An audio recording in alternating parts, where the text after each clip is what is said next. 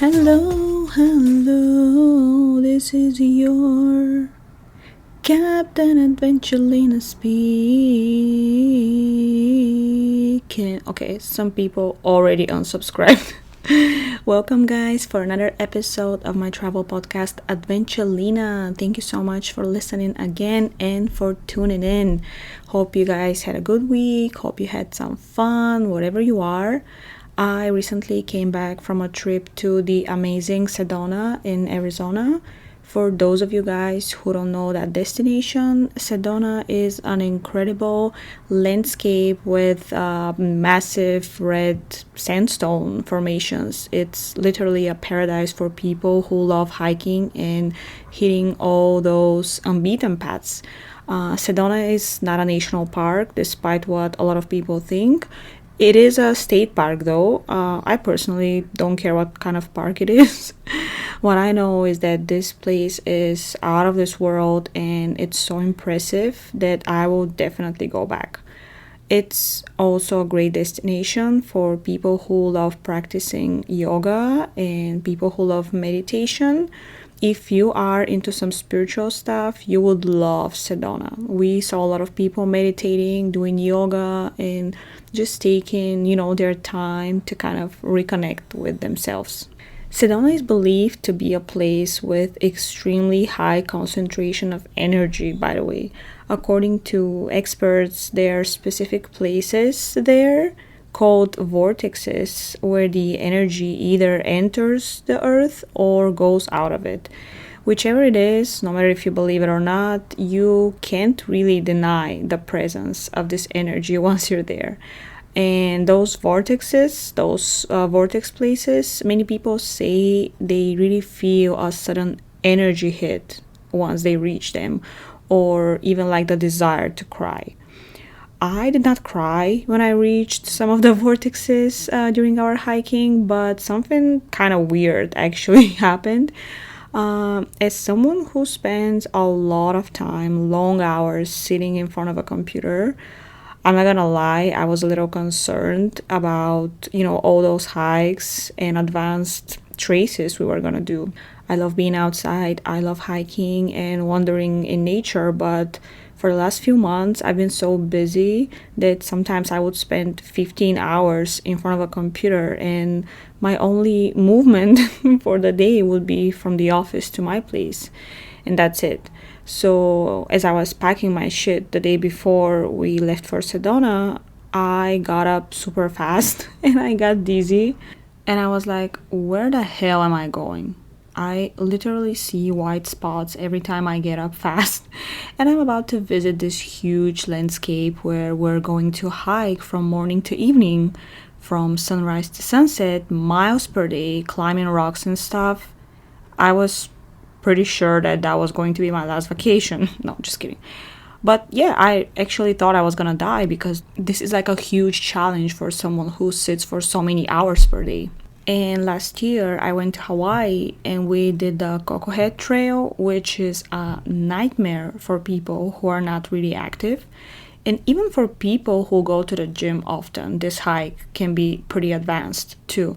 So if you don't believe me, guys, check it out, Coco Head Trail in Oahu, Hawaii. So last year I came back after this incredibly hard but super rewarding hike in Hawaii, and I couldn't walk for almost 2 months. Like, I was limping because my calf was hurting so bad, and I literally thought I had some serious injury that would require, doctor's visits. Thankfully it went away, but until then, anyway, remembering that, I was pretty sure I was going to injure myself again in Sedona because this was not just a hike. We are talking days of hiking. But we went there, woke up at 5 a.m. every freaking day, started our first hikes at 7 a.m. every morning and kept hiking for a whole day. We would walk about 15 miles, if not more, per day. And let me tell you, I'm not only talking walking on the flat, we're talking some climbing shit here. So with all that, day after day, I got zero sore muscles. Absolutely nothing. And I'm like, wait, why does nothing hurt? I am not prepared for that. Why am I not complaining? how is it possible for someone so inactive like me to be able to hike and climb rocks for a few days with no pain anywhere? It was extremely weird. I didn't even take a goddamn aspirin, nothing. So I don't know about the energy in Sedona, but I think whatever it is there, it made it really bearable and weird in a good way for me. But yes, this Sedona trip was basically my birthday vacation. Every year I have this tradition on my birthday to do something I have never done before or to go somewhere I've never been before.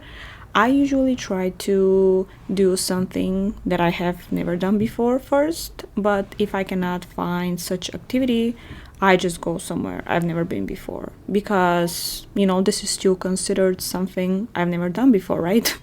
Because when you go somewhere you've never been before, you get to do something you've never done before. I don't even know what I said, but anyway, yeah, so far I've checked, some pretty cool stuff off my birthday list, such as swimming with a dolphin, attending my first baseball game, riding ATV, scuba diving in Hawaii. Not my thing, actually, but I'll tell you another time. Also visiting Milan. I even got to celebrate my 30th birthday in Disney World in Orlando, Florida, and it was a real celebration of, one 30-year-old kid. It was awesome. Another year, I remember I spent in a really small circle with my friends because it was goddamn COVID and we weren't even allowed to celebrate, but it was great. I mean, I still got to have a little celebration, so I'm not complaining. The decision to go to Sedona was not a spontaneous decision, but it wasn't the initial plan either. The initial plan for my 21st birthday, just kidding, I turned 32, I'm not embarrassed to say it. The initial plan for my 32nd birthday was to go to Chicago, and I wanted to get on that train that goes from California all the way to Illinois. It crosses 9 states, I believe, and it's one hell of a ride. So it sounds just like me. But back in April, I traveled to Seattle and I got to ride similar train, but from Seattle down to San Francisco. So pretty much half of the West Coast. And I'm like, I did that kind of train ride literally last month. I won't really appreciate getting on a similar train again in such short period. I kind of need to miss it to, build the excitement. Otherwise, I'm not gonna enjoy the experience that much. Plus, I always try to mix up my vacations. If I go somewhere like a national park or some kind of nature destination, I like to go after that to like a city or some kind of, city environment type of vacation.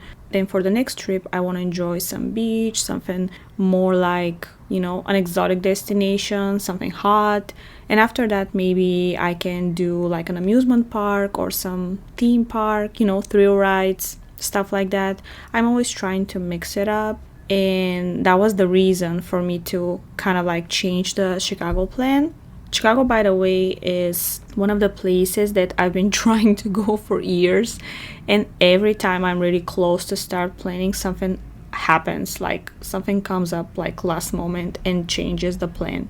Every time I decide to go there, something happens, and again now something happened and I decided to go to Sedona instead. But one day I'll be there at Chicago. Just stay there and wait for me, okay? So after I decided not to go to Chicago, I'm like, I'm just going to check some cheap flights from San Francisco, and whatever is budget friendly, I'll go with it, because that's another thing I do to save on travels. Sometimes I don't buy tickets for the destinations I want the destinations that I see tickets for. So depending on the price, if I find something cheap, you know me, I'm willing to go anywhere, so sign me up. I've never been there, it's cheap, let's go. And that's how it happened this time. I just opened Google Flights and I searched for specific dates. Then I saw Phoenix. I've been to Arizona before, but on a road trip from California. I have visited Grand Canyon, Horseshoe Bend, Lake Powell, Antelope Canyon. Amazing places. Arizona really impressed me in a way back then. And I do claim that it's one of the most beautiful states nature-wise. Extremely hot though, but still one of the most beautiful ones. So anyway, I saw Phoenix and I'm like, okay, I haven't been to Phoenix except for, airport transfers, connection flights, so let's go check it out. And I have had Sedona on my list for a while, so I took it as a sign. Plus, I had just came back from Seattle, and as I said, I needed some nature after the city vibe. So chickens were really cheap. Chickens? Tickets were really cheap. Not chickens were really cheap. I don't know what that means, but tickets were really cheap. And of course, I also found a good deal on a rental car that we picked up from Phoenix. So here we go, Sedona. But long story short, Sedona was amazing. I'm working on my blog post that is going to cover all the trails we conquered, and I'm going to give all the information I've gathered. I don't know if I'm going to mention in my blog post that I almost shit my pants because of the heights in Sedona, and whoever knows me is aware that I'm afraid of heights, but of course I always try to fight my fears, and yeah, almost shitting my pants literally, but I'll think about sharing that in my blog post. I would definitely share it with you guys in the next episode. But until then,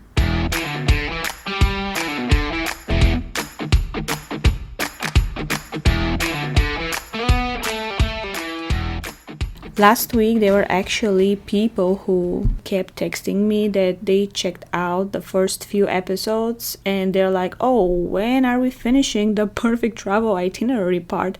And I'm like, damn, people actually listen to that shit, huh? Not just kidding. I mean, isn't that the purpose? But yeah. Let's just pick up from whatever we left off. I remember we talked about choosing our destination, having our days off prepared so it gives us a better idea of our arrival and departure time, and this way we know exactly how much time we have to explore the destination and how to plan accordingly. So I also remember we talked about checking the travel restrictions, booking some kind of transport, and also finding accommodation. After that, we also covered the part with checking the top 10 or 20 or whatever places to visit, and I advised you guys to check pictures and articles of the most popular places you see on Google or whatever you're doing your research, because you're not going to be interested in all of them. And also I said don't waste time with something that you don't find interesting just because other people recommended it. Let's just face it, we usually want to see what a place looks like before we actually commit to visiting it. But there are also people who don't want to check photos prior to their vacation because they want to be surprised when they get there. And I love that too.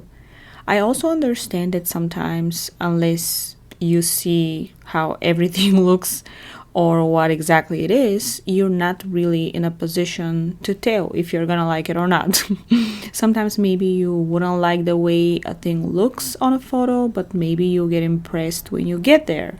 Sometimes the opposite. You see something really cool on a photo, but when you get there, you're like, oh, what the hell is that? Same thing that we talked about last time, pictures setting our expectations. And sometimes those expectations are kind of unreal. Most of the times, though, you just know you're not gonna like it because it's not your thing. If it doesn't trigger any excitement in you, it's not your thing to do. So you don't have to waste time with it. For me, checking photos helps me to really decide which attraction is my priority and which ones reflect my interest in general. And this way I can just exclude what's not a must for myself. Because talking with friends and people who have been there is kind of subjective sometimes. What's worth is different for everyone. And the more you ask people, the more they will give you different answers. Their opinion, may not match yours because your interests are different. If you ask someone who loves museums and art, should I go to the Metropolitan Museum in New York? And they're gonna be like, hell yeah, it's a must. You have to spend at least one day there. It's huge. And you, not being an art person, you're gonna end up there and be like, what the hell? A whole day for this place? I don't think so. Just because someone told you to visit a place, that doesn't mean you like it. Just because it's recommended, that doesn't mean it's a must. You still need to stick to the things you're interested in. In other words, your musts will be different than someone else's musts. For example, I like museums, but I'm not going to dedicate a whole day just to go from museum to museum without knowing why I'm there and what am I looking at. Because I'm not a huge fan of galleries and art. I do love seeing beautiful paintings, for example, but I don't have the knowledge and I don't have the imagination to walk for hours and to be interested in every piece. Even if I read the story behind every piece that is displayed in the museum, I'm still not going to enjoy this whole thing as much as I would enjoy it if I was, a huge art fan. I still love going to museums. I just don't take as long as someone who's like a huge fan of those things. For a museum that some people spend like a whole day, I would spend like three hours and a half, for example. I don't even know which kind of art I prefer. I would say I enjoy more going to museums of modern art, but in general, if it's something really impressive from any part of the world, from any era or whatever, I would like to see it because, if it has some historic value, if it's something that is unique, who doesn't want to see it? I may not spend as much time as other people, but I would love to see it. People say they're just things that you cannot miss if you go to certain destinations. You cannot miss the Colosseum if you're going to Rome. You cannot miss Mona Lisa if you're going to Paris, stuff like that. So when I was in Milan, in Italy, a few years ago, this is where they keep the Last Supper of Leonardo da Vinci in this church called Santa Maria della Grazie. Please, my fellow Italian friends, forgive me for the horrible pronunciation. But anyway, I just remember insisting on seeing it because I knew this was something that we shouldn't miss in Milan. Getting tickets for seeing this painting, it was a real challenge. The tickets were limited. Certain days of the week, and you literally have to click for minutes before they release the tickets if you want to have like 10% chance to get them. So anyway, this was something iconic that I insisted on seeing, and I remember even me not being a huge art fan, I was standing in front of this painting and I was like blown away. It was extremely impressive, much bigger than I expected it to be. Just the presence of this painting was inevitable, even for a person like me. So long story short, just check pictures and articles, because this is how you're going to eliminate what's not on your personal list. And this is how you're gonna end up only with things that you would really enjoy doing and seeing. Of course, if you want to try something new, go for it, but if you know yourself and what you're interested in, just stick to it. While you're doing this research though, it's also good for you to check the working days and working hours of all the attractions you're going to visit, because this way you can match the time you have at your destination with their working hours and see which thing is good for visiting on which day. Also, keep in mind how long your vacation is, so you don't end up making plans for 10 days when you only have 5, for example. Pick a realistic number of places for the duration of your stay. The other step of your planning will be to find the places you're interested in from the top destinations on the map. Opening Google Maps is one of the greatest joys of my life. No, I'm just kidding. Actually, I'm not kidding. You know what? I'm not kidding. Like, when I open Google freaking Maps, I'm just excited because I know I'm going to do a research equals to going somewhere. Yeah, I don't care. I love it. Every time I open Google Maps, I'm excited because it means I'm going to find new places. I'm going to make my plan. I'm already visioning my vacation. Call me crazy. Don't call me crazy. No, that's not right. This is not. Anyway, yeah, whatever. You've got your list of must-see places, and now it's time to figure out exactly where they are. Why this is important? Because first, we're going to have a whole idea of the place we're going to. We're going to see where our hotel is, for example. We're going to see where the airport is. We're going to see where the attractions we want to visit are. This way, we have a realistic expectations of commute, public transport, and how much time it would take for us to go from place to place. So grab your list of places you want to visit in the city and check them out on the map. Just see how far away from each other they are. Check the distance from the airport. Check the distance from, one location to another. This will help you determine if any of the places you want to visit is too far away and maybe you won't make it. The key is to make the most of your time, because sometimes people book hotels just because they're cheap and they end up being far away from everything interesting, far away from even public transport, and they end up wasting so much time in commute that it takes half of their day. No one wants that. And literally, when I say I love Google Maps, when you open my phone, as I said, it's all maps, websites for accommodation, checking plane tickets, travel videos. Everything is like a little encyclopedia, and with so much information, it's kind of a shame for us to go unprepared, especially when it comes to the basic idea of where you are at. And that's why you have the internet. So let's say you have already checked all the places you want to visit in your destination. You have already checked them on the map. Now it's time for you to group them by regions, by areas, with other words, pretty much depending on what part of the city or whatever you're going to, what part of the area those places are. And this is basically the order you're going to visit them in. Let me elaborate a little bit on this one. Let me elaborate you. Okay, I cannot help it. So you save a lot of time and you avoid unnecessary walking by organizing your attractions and places to see in groups. So organizing attractions and places to see by areas has been my number one friend when planning a trip. People always ask me, how do you go to so many places in such short time? 'Cause sometimes I go somewhere for 3 days, 4 days, 5 days, and there's so much to see that it's impossible for you to fit everything in your plan. And they're like, do you just run through your destination? Do you just go take a picture and leave? I'm like, hell no. I always spend like a quality time everywhere I go, and I manage, to do it by just a good planning. So let's say I'm in Milan, because I already mentioned Milan in this episode. I want to go to a few different places, and they're all in different areas of the city. I'm not just going to be like, oh, let's do this, and maybe we can go to this one, because I feel like this is the order I want to visit them. This is not going to be the way I organize my day.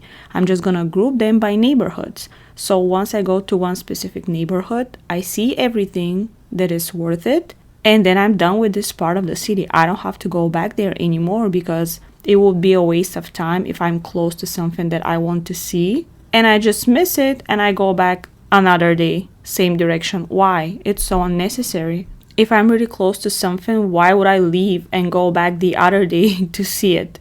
It's just a waste of time. So anything you have in the same area, make sure to plan it for the same day. Dividing your attractions by regions or areas or neighborhoods also gives you the opportunity to divide them by days after that.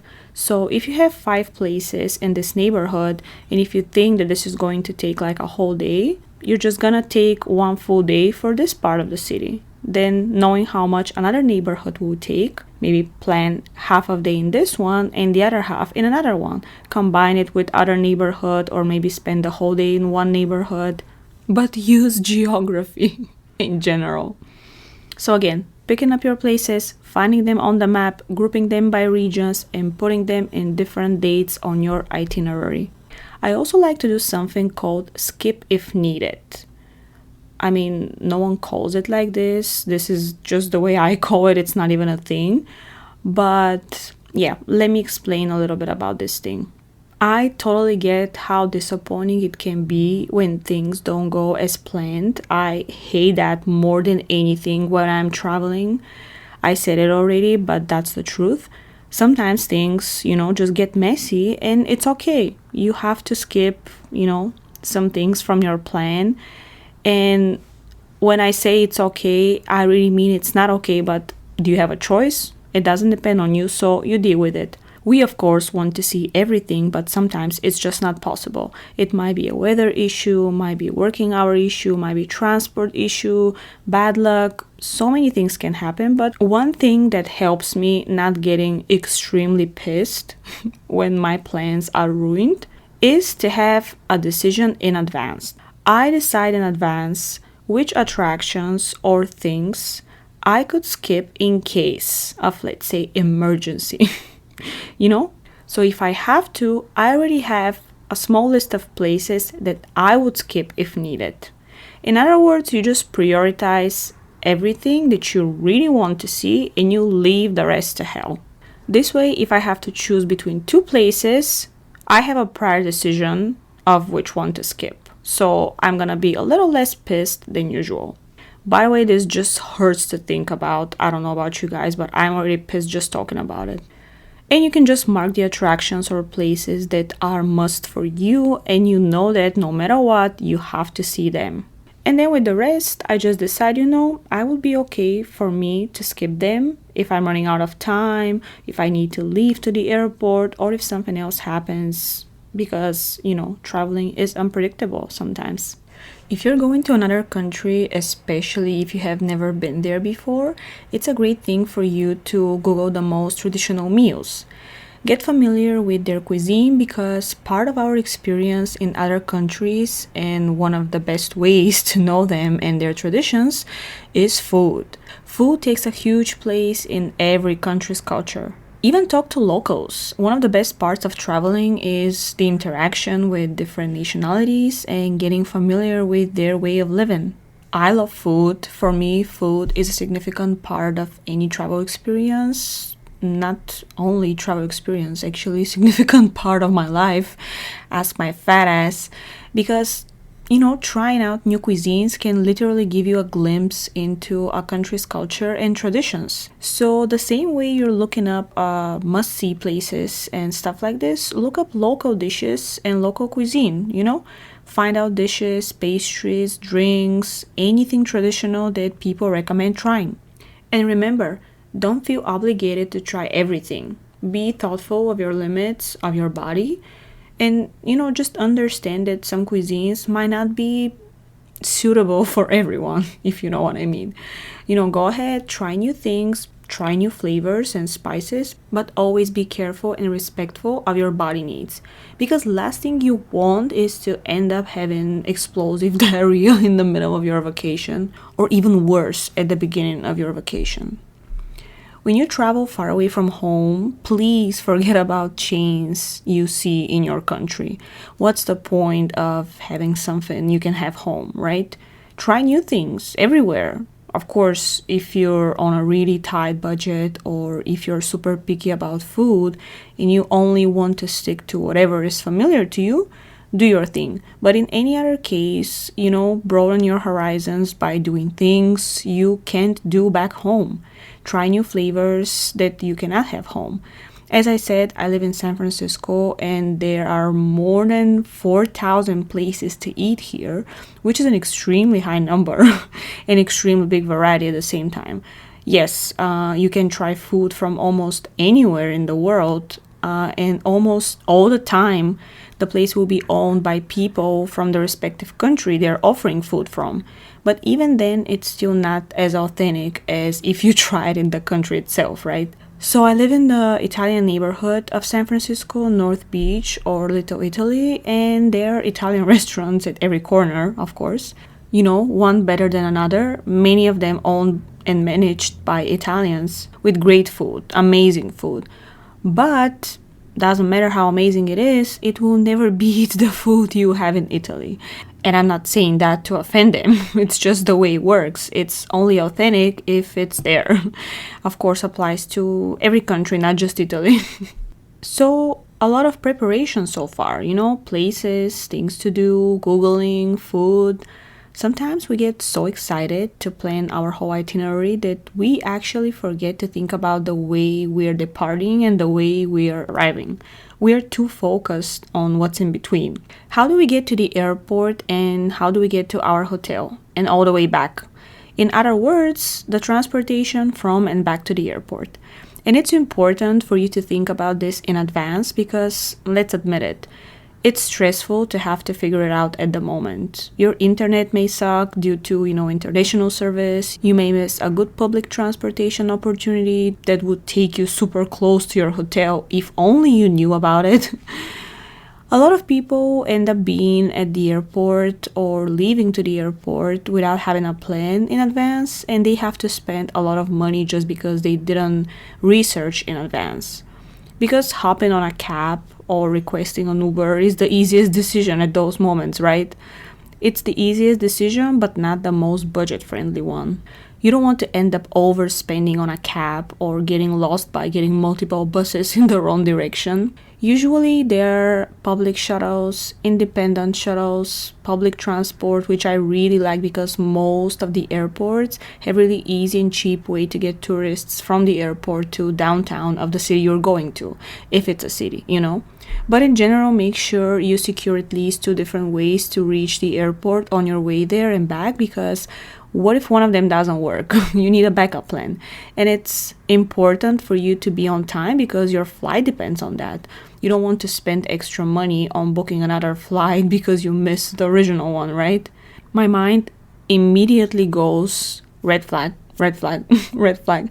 Thinking of the money that I have to spend on a missed flight as missed experiences that I could have spent this money on. I personally hate when I have to figure out things on the go. I'm somewhere trying to enjoy my vacation and soak in everything around me, and I realize I didn't look up the way to this beach or the way to this attraction. Next thing I know, I'm spending 5 minutes on my goddamn phone trying to see how to do something that I should have prepared in advance.